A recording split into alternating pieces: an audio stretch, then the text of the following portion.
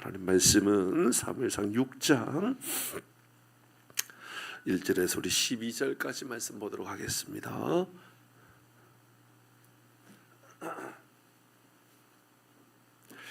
(1절에서) 12절까지 말씀입니다. 여호와의 개가 블레셋 사람들의 지방에 있은 지 7달이라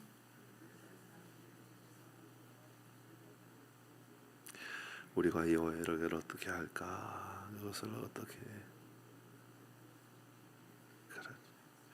그들이 이르되 이스라엘 신의 괴를 보내려거든 거저 보내지 말고 그에게 속건제를 드려야 할지니라.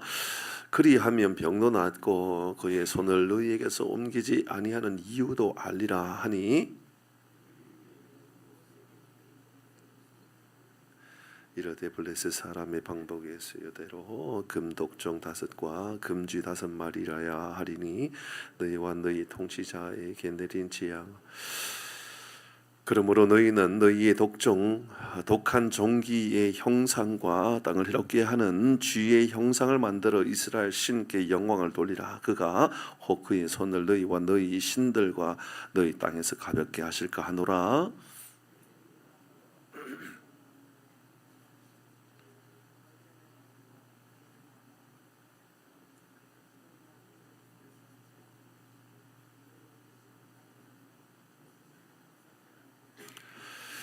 그러므로 새 수레를 하나 만들고 멍에를 메어 보지 아니한 젖나는 소 2마리를 끌어다가 소의 수레를 메우고 그 송아지들은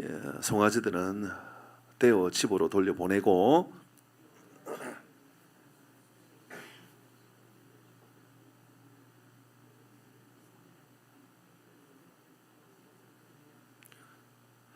보고 있다가 만일 그가 그 본 지역길로 올라가서 벳세메스로 가면 이 큰 재앙은 그가 우리에게 내린 것이요 그렇지 아니하면 우리를 친 것이니 그것이 그의 손이 아니 우연히 당한 줄 알리라 하니라.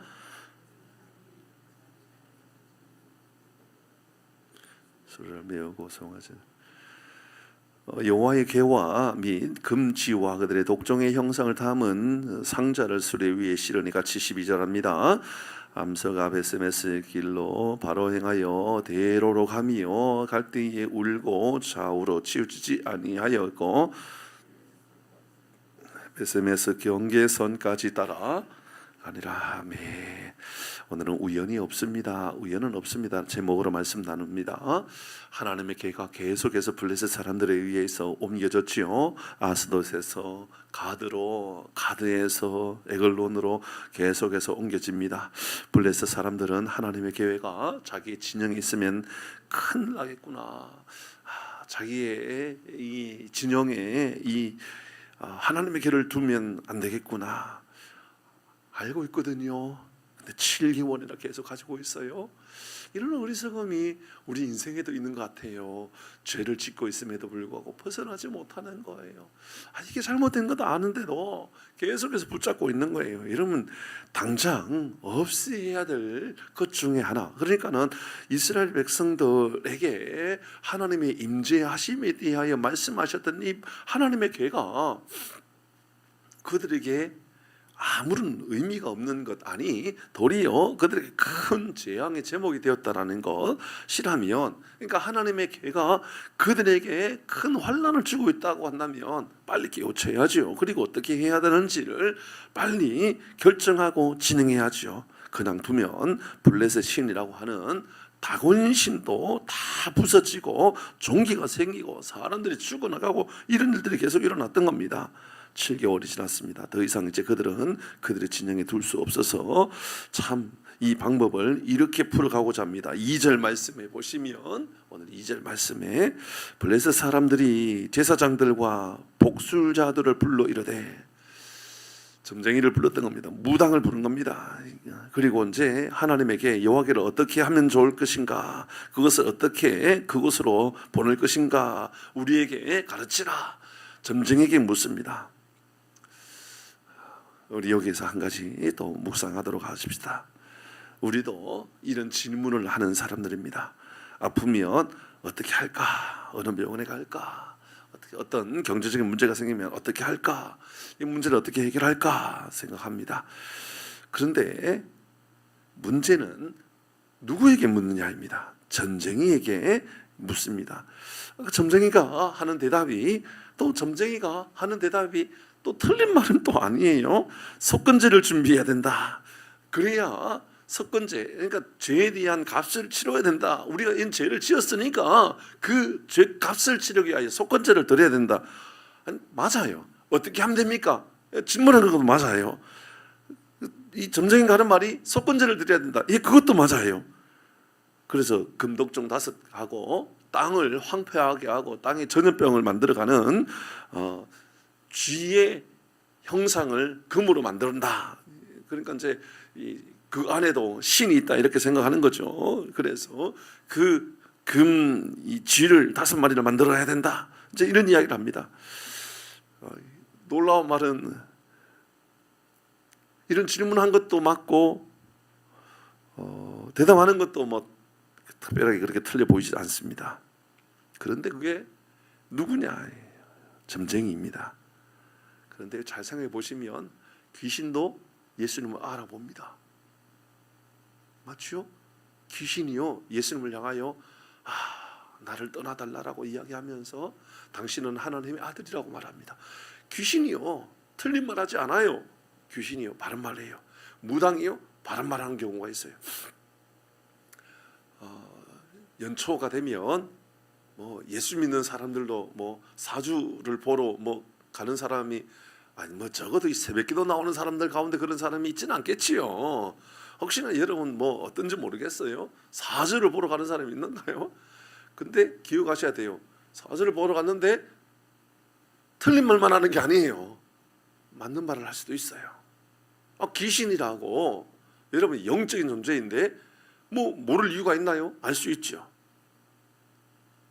그 안에 생명은 없는 거예요. 그 인생이 답이 아닌 거예요.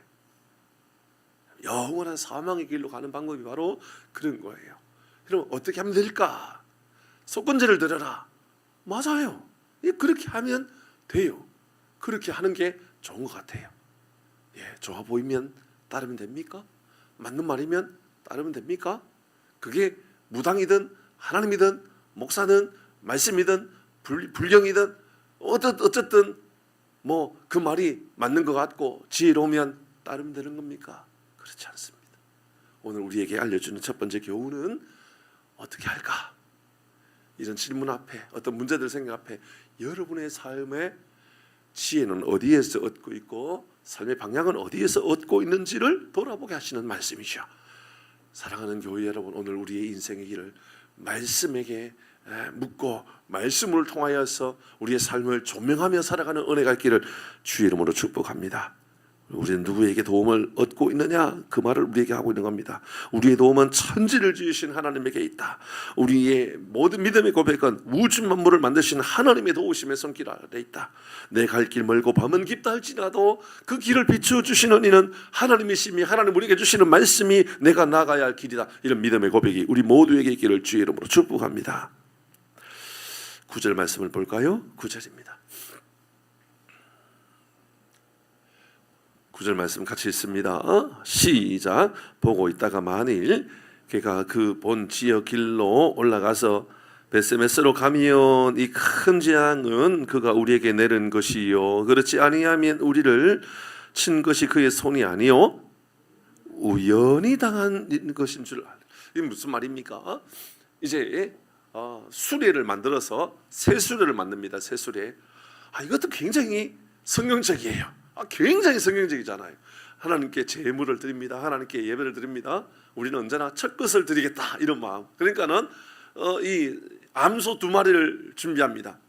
이거 뭐 바로 이게 문제예요. 암소는 하나님께 제물로 이제 내일 새벽에 묵상할 거예요. 이 소를 가지고 이제 베세메스에 가갖고 이 이스라엘 사람들이요 이제 이 법궤가 온 거예요. 법궤를 싣고 온 이 2마리의 소를 잡아가지고 제물로 드려요. 성경에 암소를 제물로 드리는 게 어디 있어요? 근데 뭐 엉망인 거예요, 그냥 뭐. 그게 블레셋 사람이든 이스라엘 사람이든 다 똑같은 거예요. 자, 생각해 볼까요? 이제 이렇게 질문을 합니다. 이 점쟁이가 하는 이야기가 한 번도 수레를 끌어보지 아니한 암소 2마리, 이제 젖먹이는 2마리입니다. 그러니까 그럼 달리 말하면 이제 젖이 나오고 있다는 것은 이제 이 송아지를 놓은 지 얼마 안 된 그 암소를 2마리를 준비하라고 그럽니다. 그리고 수레를 준비하고 그 수레에다가 법궤를 올리고, 법궤만 올리는 것이 아니라 그들이 만들었던 독종이라든지 금, 쥐라든지 이런 것을 다 실어가지고 이제 가게 합니다. 어떻게 가게 하느냐면 베세메스로 가게 하자 이 말입니다. 근데 여러분 한번 생각해 보면 한 번도 수레를 배에 모지 못한 암소입니다. 잘 밀까요? 잘 수레를 이끌어갈까요? 이끌어가지 못할까요? 잘 못하지요. 잘 못합니다. 새수레는 뭐 그들의 신앙의 고백이라고 여겨 보십시다. 젖먹이고 있는 이 암소인데 송아지들을 돌려보낸 겁니다. 그러면 난리가 나겠죠. 암소니까 얼마나 난리가 나겠어요. 우리 엄마 어디를 끌려가느냐. 그러니까는 송아지가 막 끌려가고 암소는 또 물부짖고 있고, 한 번도 내가 이 수소도 아니고 암소인데 내가 이 수레를 끌어본 일이 없는데, 이런 상황인 겁니다. 그러니까 말도 안 되는 테스트를 하는 거예요. 어떻게 테스트하느냐. 이 수레를 끄는 암소가 베세메스로 바로 가면 하나님이 역사하시는 것이고, 아니고 뭐 옆으로 치우치거나 뭐 다른 길로 가거나 울부짖으면서 뭐 못 가겠다고 멈춰 서버리고 난리를 치우면 이거는 우연히 일어나는 거다. 우연히. 그러니까 여러분, 그들은 지금 하나님이 인도하셨다라고 하는 것은 부인해버리고 이것이 우연히 이루어졌다라고 하는 것을 믿고 싶은 거예요. 맞지, 그죠? 어떻게 하든지 이건 우연히 일어난 거다. 이것은 그냥 우연히 일어난 것이니까 이건 그냥 우연으로 여기자, 이런 마음을 가지고, 그러니까는 어떤 마음으로는 꼭 믿음 있는 것처럼, 어떤 모습으로는 전혀 믿음이 없는 것처럼. 이게 우리의 신앙이라는 거예요. 이게 우리의 신앙이 이렇다라는 거예요. 어떨 때는 보면 하나님을 믿는 것처럼, 어떨 때 보면 하나님을 믿기는 믿나. 이게 지금 오늘 우리에게 알려주는 메시지죠. 근데 기가 막히게 이 암소는 베세메스로 바로 가고 있다라고 이야기합니다. 12절 말씀을 읽어봅니다. 12절 말씀 같이 읽겠습니다. 시작. 암소가 베세메스 길로 바로 행하여 대로로 가며. 여러분, 이건 우연히 일어날 수 없는 일들을 우리에게 분명하게 밝혀주고 있는 겁니다. 베세메스 길로 바로 행하고 대로로 가고. 제가 누누이 말씀드리지만 저는 비행기가 떨어지는 것 하나도요 우연히 떨어진다고 생각하지 않습니다. 최첨단, 세상에서 가장 완벽하다라고 여겨지는 기계가 있다 그러면, 기술이 들어갔다 하면 비행기 아니겠습니까? 그런데 여러분, 우리는 최근에 한 달, 2달 안에도 비행기 떨어졌다, 비행기가 폭파했다, 비행기가 불탔다라는 이야기가 여기저기에서 많이 들려졌습니다. 잘 가던 배가 파손돼 가지고 침몰하기도 하고, 산불로 수많은 사람들이 죽기도 하고, 수백조억의 돈이 날아가기도 하고, 전쟁으로 인하여 수없이 많은 사람들이 희생이 나타나기도 하고, 여전히 이 전쟁을 이용해 먹는 사람들도 많이 있고, 저는 성경에 우리에게 참새 한 마리도 하나님을 허락하지 아니하면 땅에 떨어지지 않는다라는 말을 그대로 100% 믿는 사람입니다. 하나님께서 허락하지 아니하면 참새 한 마리도 땅에 떨어지지 않는다. 여러분, 그게 우리의 신앙 고백이라면 여러분 이 믿음의 고백을 가져야 됩니다. 우연히 일어나는 일이 없구나. 어떤 일에도 하나님께서 당신의 계획하심과 당신의 이유들이 있구나. 끊임없이 그런 질문을 하고 살아가야 된다는 겁니다. 사랑하는 그 교우 여러분, 우리 인생의 가장 큰 복, 은혜는 언제 임하느냐 하면, 그래, 하나님께서 우리에게 주시는 메시지가 있고 하나님께서 우리에게 하시고자 하는 그런 당신의 마음이 있는 거야. 이런 믿음의 고백을 가지고 살아감으로 말미암아 우연을 늘 생각하고 살아가는 것이 아니라 하나님의 인도하심을 늘 기억하고 살아가는 복이 있기를 주의 이름으로 축복합니다. 기도하겠습니다. 하나님,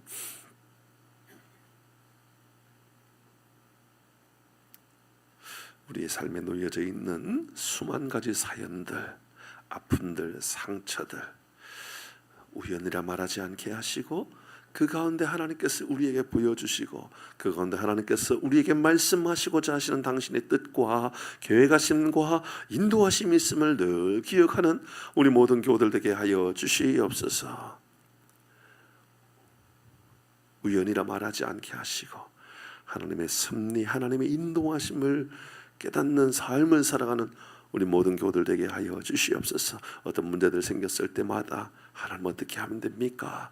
하나님, 전쟁에게 묻는 삶이 아니라 말씀에 내 삶의 길을 묻고 말씀에 내 삶의 답을 찾는 은혜가 우리 모든 교우들에게 있게 하여 주시옵소서. 말씀이 가라면 가고 말씀이 서라면 서고 말씀의 인도하심을 가장 큰 복으로 여기는 우리 모든 교우들 되게 하여 주시옵소서. 예수님의 이름으로 기도 올리옵나이다.